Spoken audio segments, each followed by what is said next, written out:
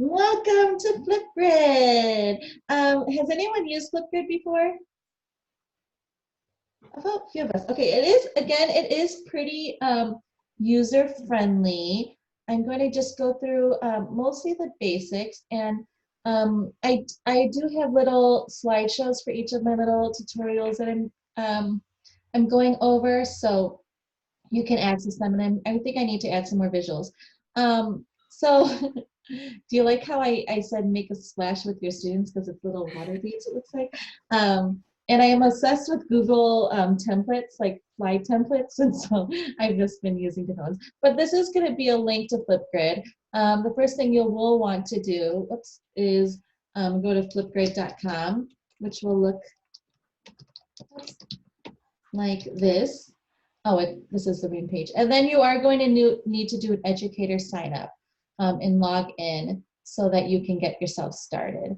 It is free to use, and this, in general, just looking through this page, it's very visual and it'll be pretty easy to follow. So the first thing you want to do is sign up, and once you do, it'll ask you to do a bunch of different things. So FlipGrid is a way for your students to really respond to things that you post in like a fun and creative way. And it is a video sharing feature. So students are responding via recorded videos of themselves based off of things that you have shared with them.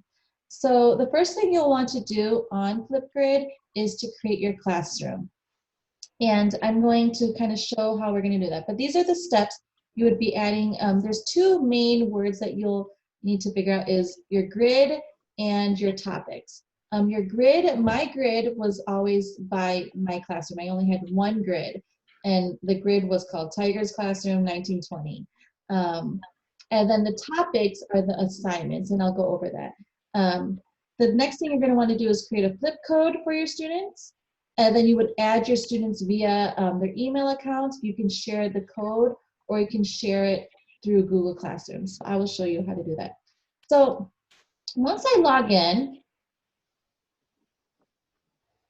you're going to come to a page that looks like this. Ooh, there is a tutorial for you, FlipGrid Live, if you want to go to that. So again, this is what it's going to look like for you.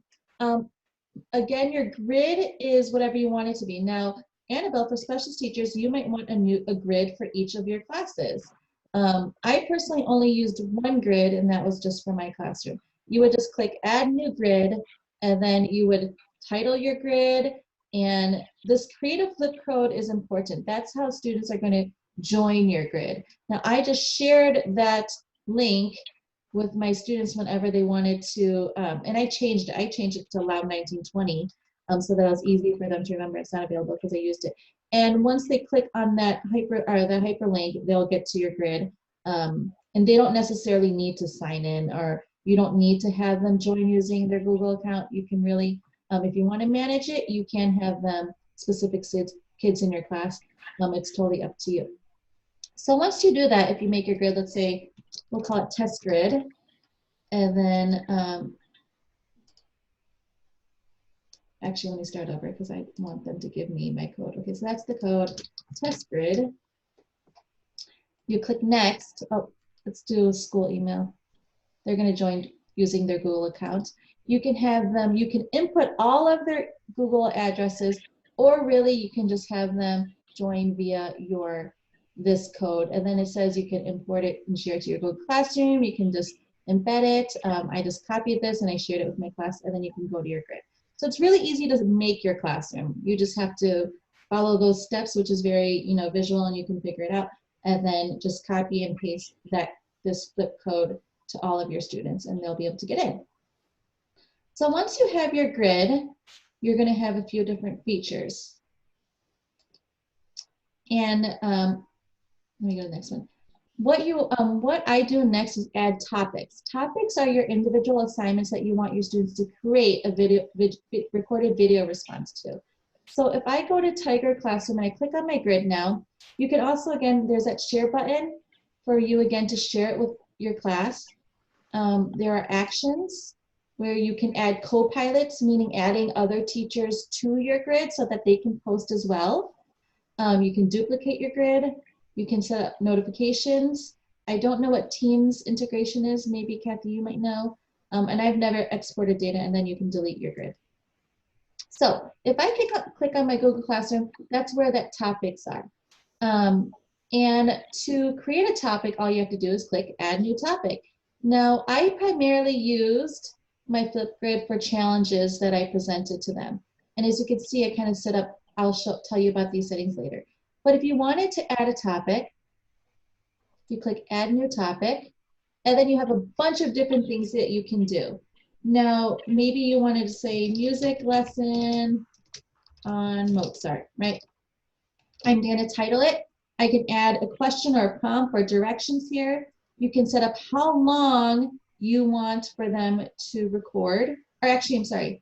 I think this is my recording. No, this is the recording. You can monitor how long their video can be. I always set it around 1.5 minutes or 2 minutes. Otherwise, you have them just talking and chatting to you throughout the entire video.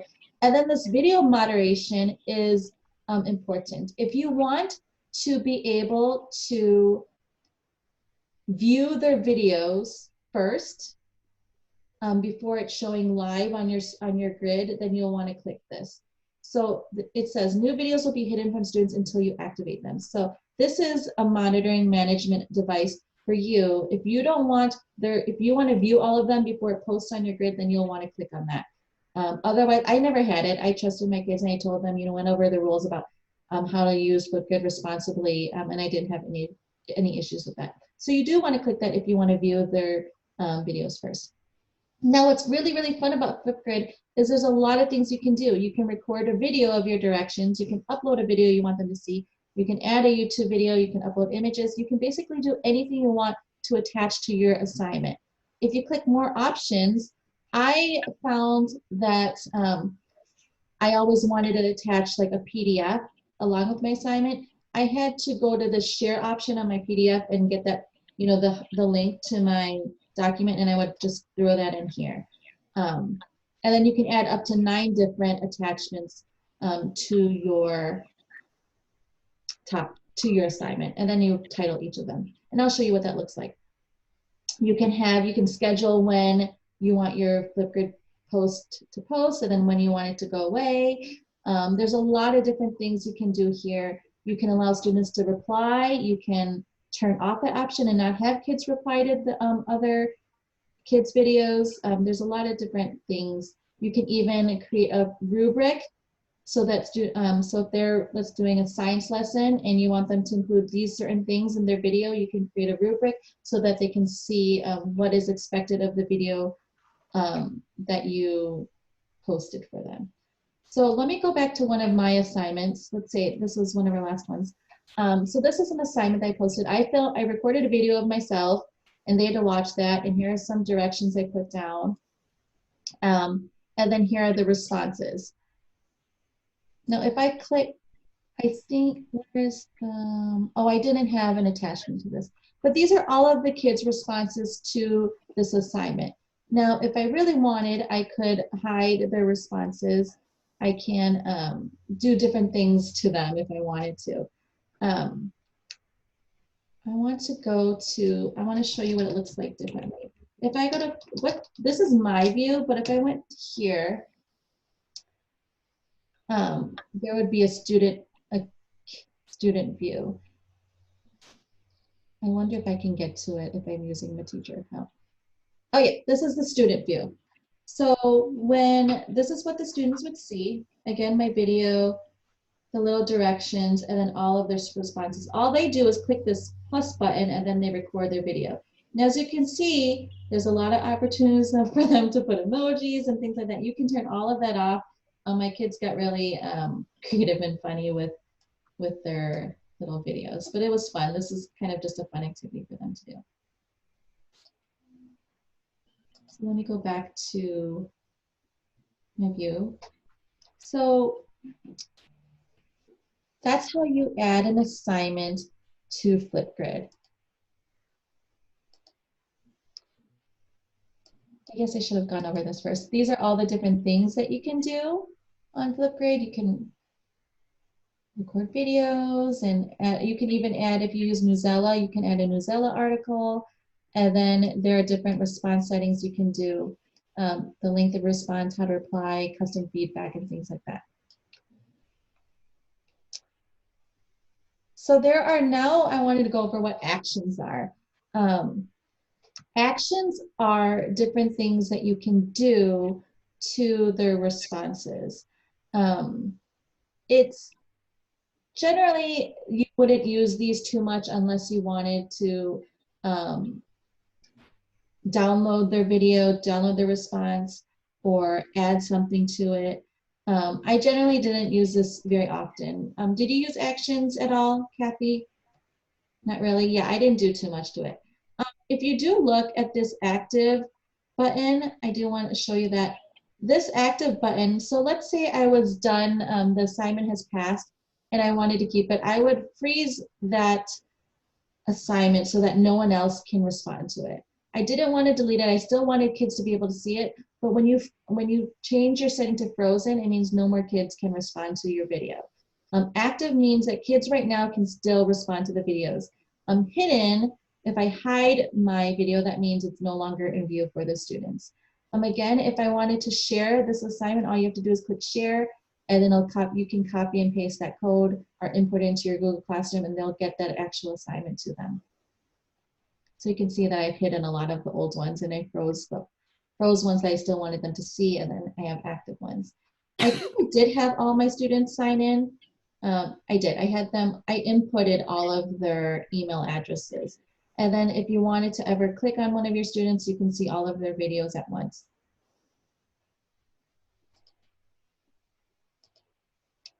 And then I think I just went over this one here too, and how to hide, freeze, and review their work. I think that's generally it. It's just one of those things that you have to play around with. I feel like there's a lot of different things you can do. But what I loved about FlipGrid is that you can offer so much in one video, in one assignment to your students. You can really make it as extensive as you want. And I can see with distance learning or even the classroom, this is a fun way for kids to share presentations with one another, or for you to create assignments and have them respond. Did anyone have any questions? I'm going to delete this. I do. Yeah. I was wondering if you could show us one of your challenges and maybe a student response. Sure. So let me go to FlipGrid. Let's do FlipGrid challenge number 7. Jackson, I think, came into my video here when I was recording. And I can, I should show you how to record too. So here's FlipGrid challenge number 7. And then I did attach a doc to this, or a PDF. And so if I click on it, it'll bring up the at-home challenge that I had for them. So here's the at-home challenge that they had, directions. And then here's one of their videos. Let's see one that is on topic. Let's see. There's some really cute ones. Okay, Sharv is just really funny. So let's see Sharv's. So here's one of his videos. And here's the feedback you can give. Miss Lau, I have finished with my FlipGrid challenge, and I'll tell you the results of the math one. I found 3 plus 3 plus 4, which equals 10. 8 plus 2 equals 10. Okay, so he goes on for a little bit. Now you can see here, you can send video feedback. You can do a rubric. You can share with them a comment. You can email the feedback. And then these are the things that you can do. You can hide his response if you don't want anyone to see it, although you could have chosen the video moderation and made it so that students cannot reply. Or I'm sorry, that you can view it before you post it. And then you can share his response. They really always loved me adding little emojis to their responses. So that's what it looks like for the students and for you to view all of their recordings. What's the youngest age that you would recommend using that for? I know Krista used it with her class. So she was using it with junior K. One thing I really liked too is that I can play a slideshow of their recording. So if I went to, so on Fridays, I would show when their challenge was complete, I would show all of their videos. Um, so if I clicked, this is their view again. I forgot, it's been a while. What did I click? Oh, slideshow. I clicked slideshow right here and it would show slideshow of all of their responses. So starting with Angelina, throw all of them all at once. So that was kind of nice too.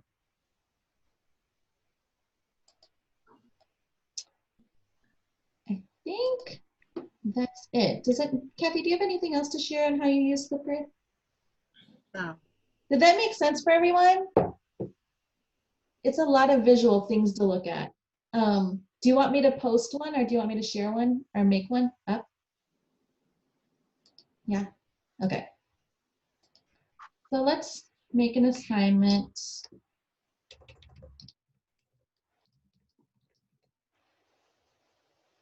I need to sign, I think I need to sign in as an educator.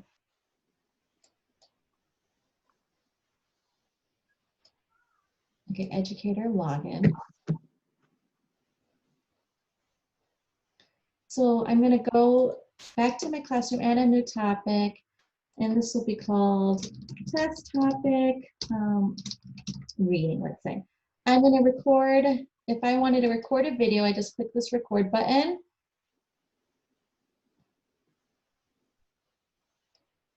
And I'm, oops.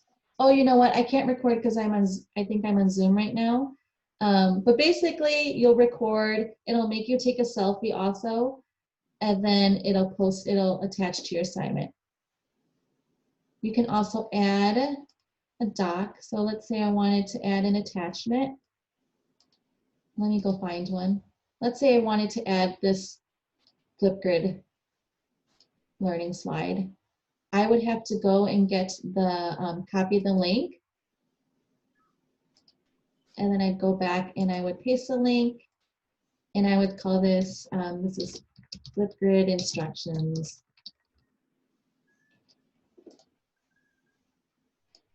Okay, so it's on there. I'm gonna allow all of this thing, and then I'm gonna press create topic. Oops. Oh, it wants me to add something. Please follow the directions. That's not what I would really say, but it wants you to include some sort of information there. Okay, so now my topic's ready. It's all set, and you can copy and share this, or you can share it to your Google Classroom. And then I didn't add a picture, but I could have added a video of myself. And then you'll see here's the Google Slides that I attached. I didn't add a video, but that would show up here. And I can start a discussion by recording another response, and so on. So it's pretty easy. That seemed pretty easy to create. And now I'm going to delete it.